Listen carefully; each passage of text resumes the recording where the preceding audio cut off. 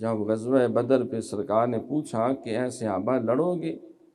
قریش کے بڑے بڑے سورمے مقابلے میں آئے ہیں، تو عرض کی حضور قریش مکہ تو کیا چیز ہے، ہم دیووں سے لڑ جائیں، سنان نیزہ بن کر سینہ باطل میں گڑ جائیں، نبی کا حکم ہو تو پھانس دیں ہم سمندر میں، جہاں کو محو کر دے نعرہ اللہ اکبر۔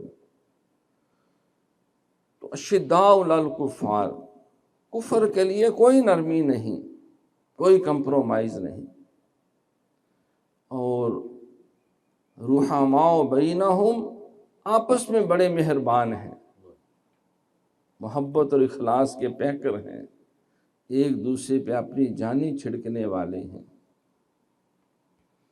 مزید ان کا وصف پوچھتے ہو، تراہم رکعا سجدا یبتغون فضلا من اللہ ورضوانا سیماہم فی وجوہہم من اثر السجود ذالک مثلہم فی التوراۃ ومثلہم فی الانجیل۔